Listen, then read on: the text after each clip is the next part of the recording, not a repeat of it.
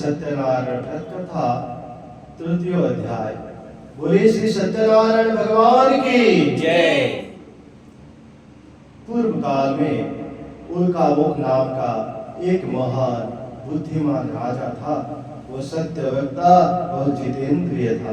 प्रतिदिन देवस्थान पर जाता गरीब को धन देकर उनके कष्ट दूर करता था। उसकी पत्नी कमल के समान मुख वाली और सती साध्वी थी। भद्रशिला नदी के तट पर उन दोनों ने सत्यनारायण भगवान का व्रत कर रहा था। उसी समय एक साधु नाम का वैश्य आया। उसके पास व्यापार के लिए बहुत सा धन था। वो वैश्य नाव को किनारे पर ठहराकर राजा के पास आया। राजा को व्रत करते हुए देखकर उसने विनय के साथ पूछा, हे राजन, भक्त उक्त चित से आप किसका पूजन कर रहे हैं? इस व्रत को करने से क्या फल मिलता है? कृपा करके मुझे बताए। तो राजा ने कहा, हे साधु वैश्य, मैं अपने बंधु बांधव के साथ पुत्रादि की प्राप्ति के लिए महाशक्तिमान सत्यनारायण भगवान का व्रत और पूजन कर रहा हूँ। राजा के वचन सुनकर साधु नाम का वैश्य ने कहा, हे राजन, मुझे भी इसका सब विधान बताए। मैं भी आपके कथनानुसार इस व्रत को करूंगा।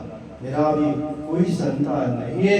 मुझे विश्वास है इससे निश्चय मेरे भी संतान होगी। राजा से सब विधान सुन व्यापार से निवृत्त हो तो वैश्य आनंद के साथ अपने घर आया। वैश्य ने अपने पत्नी को संतान देने वाले उस व्रत का समाचार सुनाया और प्रण किया कि जब मेरे संतान होगी तब मैं इस व्रत को करूंगा। साधु ने यह वचन अपनी पत्नी लीलावती से भी कहे। एक दिन उसकी पत्नी लीलावती आनंदित हो सांसारिक धर्म में प्रवृत्त होकर श्री सत्यनारायण भगवान की कृपा से गर्भवती हो गई। 10वें महीने में उसने एक सुंदर कन्या को जन्म दिया। दिनों दिन वह कन्या इस तरह बढ़ने लगे जैसे शुक्ल पक्ष का चंद्रमा बढ़ता है। कन्या का नाम कलावती रखा गया। तब लीलावती ने मीठे शब्दों में अपने पति को स्मरण दिलाया कि आपने जो भगवान का व्रत करने का संकल्प किया था, अब आप उसे पूरा करिए। साधु वैश्य ने कहा, हे प्रिय, कन्या के विवाह पर इस व्रत को करूंगा। इस प्रकार वैश्य ने अपने पत्नी को आश्वासन दे व्यापार करने चला गया। कलावती पितृगृह में वृद्धि को प्राप्त हो गई। लौटने पर साधु ने जब नगर में सखियों के साथ अपनी पुत्री को खेलते देखा तो दूत को बुलाकर कहा कि उसकी पुत्री के लिए कोई सुयोग्य वर देखकर लाओ। साधु नाम का वैश्य की आज्ञा पाकर दूत कंचन नगर पहुंचा और खोज कर और देखभाल कर वैश्य की लड़की के लिए एक सुयोग्य वणिक पुत्र ले आया।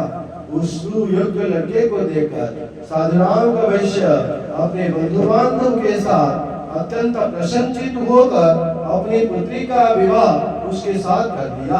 दुर्भाग्य से वो विवाह के समय सत्यनारायण भगवान का व्रत करना भूल गया। इस पर श्री भगवान क्रोधित हो गए। उन्होंने वैश्य को श्राप दी कि तुम्हें दारुण दुख प्राप्त होगा।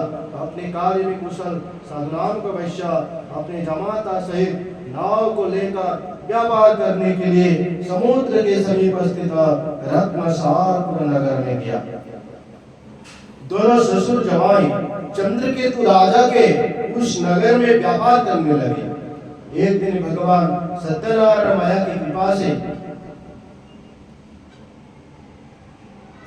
सत्यनारायण भगवान की माया से एक चोर ने राजा का धन संपत्ति चुरा कर भागा जा रहा था। जब चोर ने देखा कि राजा